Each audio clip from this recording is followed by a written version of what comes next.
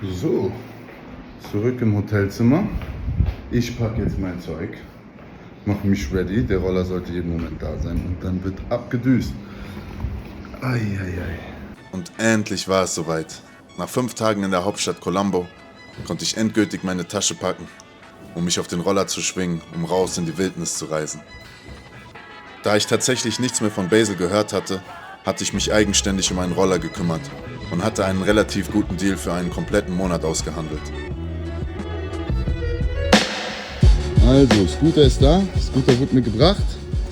Finally, I can hit the road, guys. Der ist auch in einem relativ guten Zustand. Deshalb, ich zahle jetzt, halt das, dokumentiere das auch kurz, damit es am Ende nicht heißt, der hat nicht gezahlt. Jetzt muss er nochmal seinen Chef anrufen und wirklich prüfen, ob es auch 50.000 Rupies sind. Ich habe nämlich einen Sonderpreis ausgehandelt. Der guckt mich an, sagt, nee, kann nicht sein. Er sagt, ich habe schriftlich von deinem Chef. Bin gespannt, was er sagt.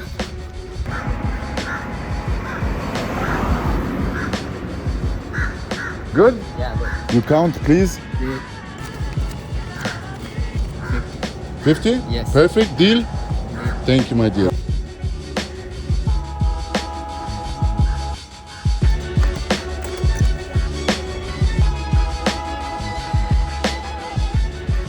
Okay, Scooter ist da.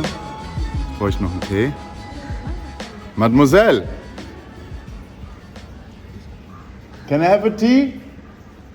One tea? Scooty. So. Letzter Tee vor der Abreise. Ich sage, der Tee hier schmeckt sehr, sehr geil. Boah, der ist heiß. Scheiße, der ist heiß. Und da steht da der gute Kerl. Der gute Senior. Du bist jetzt mein Wegbegleiter. Mal gucken, wie stark du durchhältst. So, man darf nicht vergessen, dass ich mit einer 20-Liter Flasche hier noch unterwegs bin mit dem Rucksack. Leute würden sagen, bist du crazy? Aber geht alles. Also, Roadtrip beginnt jetzt. Next Stop, Candy. So, aufgesattelt. Mit meinem riesen Backpack auf dem Rücken, Alter. Den anderen Rucksack hier zwischen den Beinen. Und es geht los.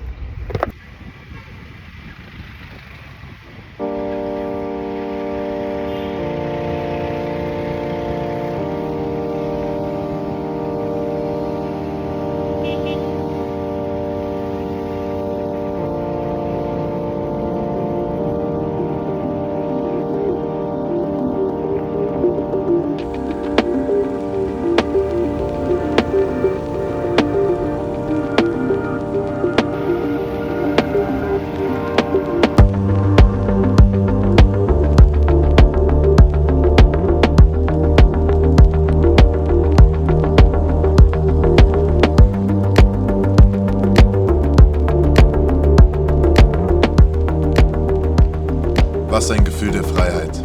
Einfach auf den Roller zu steigen und dahin zu fahren, wo einen der Wind hinträgt.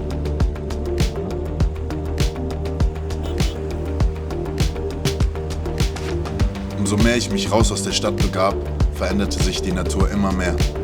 Vom grauen Betondschungel Colombos fuhr ich immer mehr raus ins Grüne.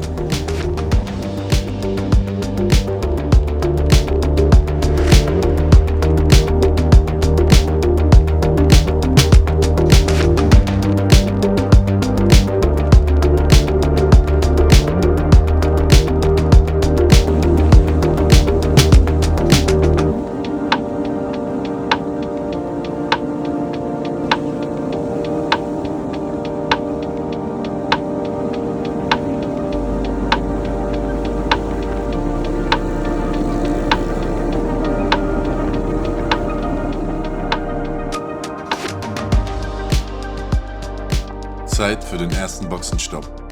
Erste Etappe erreicht, bin jetzt eine gute Stunde gefahren. Ja, und habe noch 2 Stunden vor mir. Jetzt gibt es erstmal einen kleinen Reiseproviant. Ich habe Hunger, was kleines Trinken. Schaut euch das bitte mal an. Einfach Buffet am Straßenrand. Herrlich. Das wird sich gegönnt. Ah, nice. Guck mal hier, frisches Fleisch. Essenszeit.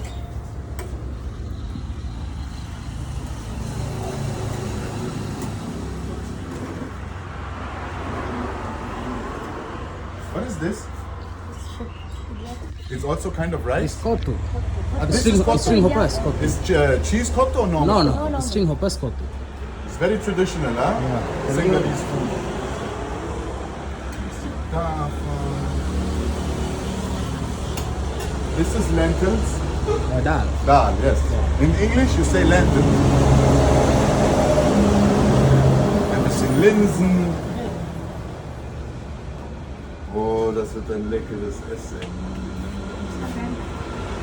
How do you call it? What's the name? How's it called in Sinhalese? Sinhalese? Umbrella. Umbrella. Chino. Ja. She's the boss. Ein bisschen Regenschirm, auch Umbrella genannt.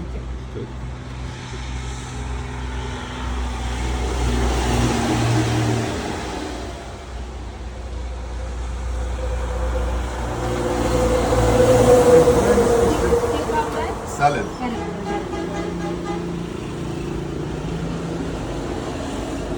Perfect. Stuti. Stuti. I eat with my hands. Traditionell isst man hier mit den Händen. Jetzt habe ich mir die Hände gewaschen. Geil. So macht Essen auch Spaß und schmeckt Essen tausendmal besser. Ich weiß, dass es vielen Menschen schwerfällt, oftmals mit sich selber Zeit zu verbringen, da man auf Langzeit immer mit seinen eigenen Problemen und seinen eigenen Gedanken konfrontiert wird. Viele würden diesen Zustand als Alleinesein beschreiben. Doch wenn man mit sich selbst nicht im Reinen sein kann und mit sich selbst nicht Zeit verbringen kann, was ist das Leben dann überhaupt wert? Boah, die Linsen sind scharf, Alter.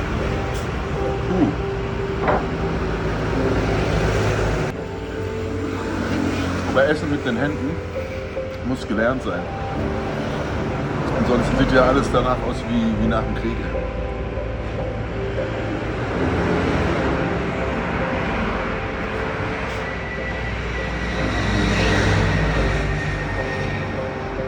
Aber der Reis ist geil. Richtig lecker. Nachdem ich den Tisch vollkommen eingesaut hatte und mein Magen gefüllt war, wurde es Zeit für die nächste Etappe. So, kleines Käffchen noch reingehauen. Ich habe ganz vergessen zu erwähnen, wie günstig das Essen hier ist. Ich habe ein komplettes Buffet, Teller voll, eine kleine Cola, ein Wasser und noch ein Cappuccino für umgerechnet 3,50 Euro bekommen. Das glaubt mir kein Mensch, ey. Das ist ein sehr, sehr guter Laden. Also ungefähr eine Stunde Fahrt, wenn ihr Richtung Candy fahrt, findet ihr Mr. Pizza am Straßenrand. Ich filme gleich das Schild nochmal ab. Wenn ihr wirklich Hunger habt und Bock auf gutes Essen auf dem Weg dahin, gönnt euch. Ich habe jetzt noch so knapp 88 Kilometer vor mir. Sollte in guten 2 Stunden ankommen. Aber ihr werdet ja eh Teil der Reise sein. Ich mache immer wieder die Kamera an. Die Landschaft ist zu krass. Das ist so nice. Genau das war das, auf was ich mich gefreut habe. Raus aus der Stadt, raus aus dem Concrete Jungle, ab auf die Straße. Die Reise geht weiter. Ab auf die Straßen wieder, ihr Lieben. Macht wirklich Bock, ey. Ich hab noch einiges vor mir.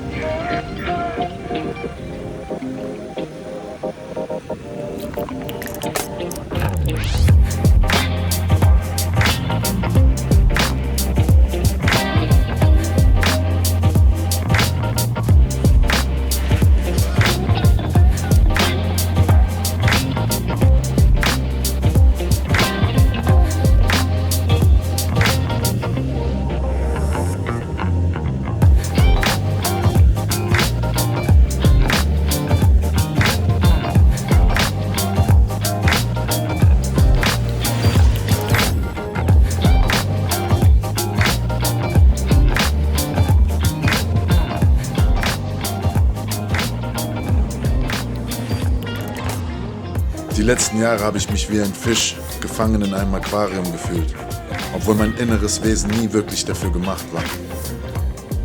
Mein ganzes Sein und mein ganzer Körper schreit mit jeder Zelle nach Freiheit und war noch nie wirklich dafür gemacht, hier für irgendwelche Kompromisse einzugehen.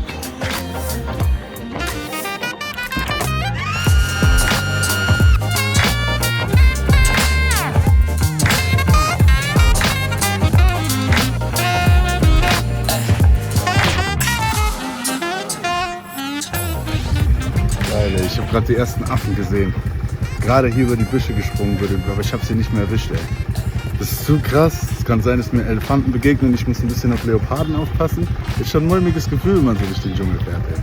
Ah, es macht so einen Spaß. Ich glaube, ihr seht das. Es ist so schön. Und schon hatte ich die ersten Affen entdeckt. Sie waren über die Straße gesprungen, als ich gerade durch den Dschungel raste und versteckten sich nun links und rechts in den Bäumen.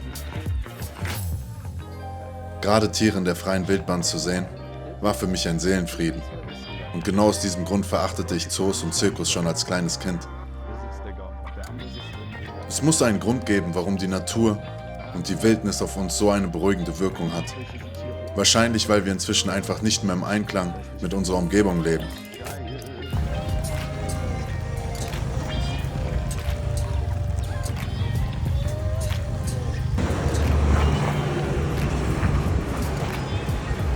Es ist euer Boy Tingle Tangle Bar. Zweiter Boxenstopp. Ich befinde mich inmitten des Dschungels. Ich habe mich ein Stück verfahren, aber habe da eine Abkürzung gefunden. Alter Schwede, macht das Spaß, diese Serpentinen hochzufahren. Ich meine, die Sengalesen fahren jetzt nicht allzu gut, aber jeder, der einigermaßen vorausschauend fahren kann, es geht nicht um Regeln. Wenn du vorausschauend fahren kannst, wirst du hier sogar relativ gut vorankommen. Ich glaube, ihr habt gesehen, ich fahre schon ein bisschen lebensmüde würde ich es nicht nennen, aber ich fahre schon sehr, sehr zügig. Und wenn man aber vorausschauend fährt und Sachen gut einschätzen kann, dann sollte es eigentlich kein Problem sein. Ich zeige euch gerade mal meinen Ausblick.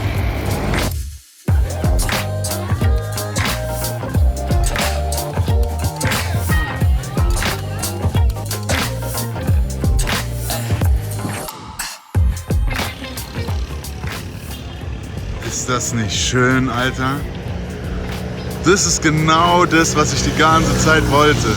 Ich habe Gänsehaut gehabt teilweise. Das heißt vielleicht noch eine gute Stunde. Mir wurde gesagt, ich brauche noch 2 wegen Verkehr. Aber ich glaube, in dem Tempo, in dem ich unterwegs bin, sollte es vielleicht noch eine Stunde sein. Boah, Sonne knallt mies rein. Ich werde jetzt hier einen kleinen Don Juanito rauchen. Als Verpflegung. Und dann machen wir weiter, ihr Lieben. Wahnsinn.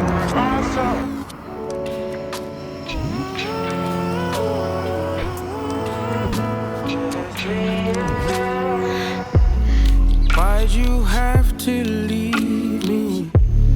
Yeah, my life done changed. Who would have thought that? Damn, you never stayed. Feeling the change, all in myself, my day.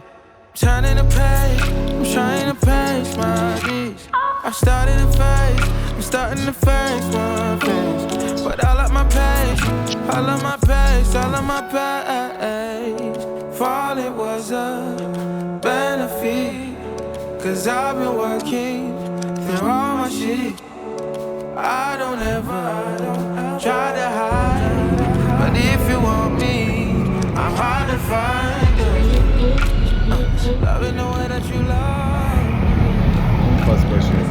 Unfassbar schön. Ich kann kaum abwarten, euch dieses Video zusammenzuschneiden. Alleine die Malediven waren schon zu krass, aber das ist nochmal ein ganz anderes Level, weil ich bin ein absoluter Naturmensch geworden. Ich weiß, als ich damals Thailand nach fast 5 Monaten verlassen habe und dann in Frankfurt wieder gelandet bin, es hat 1-2 Wochen gedauert, wo ich einfach nur wieder barfuß durch den Dschungel laufen wollte, weil es mich einfach erdet und ich diese Glasfassaden und Steinfassaden nicht mehr haben kann. Weiter geht's, würde ich sagen.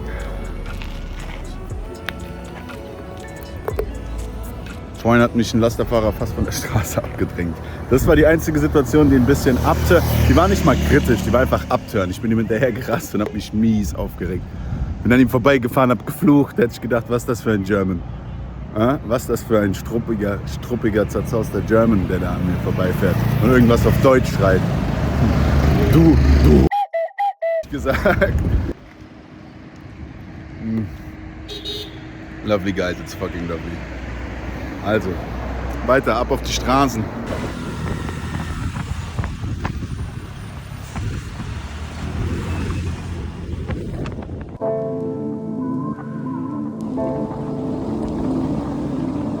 Ach du Scheiße.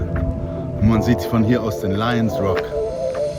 Das ist auch ein Ort, wo ich euch mit hinnehmen werde. Das ist zu krass. Das ist einfach ein riesen Fels im Mittel des Dschungels. Und keine Ahnung, wie der da hingekommen ist. Wow, guckt euch das mal an, Alter. Ich hab's geschafft. Wir sind in Candy.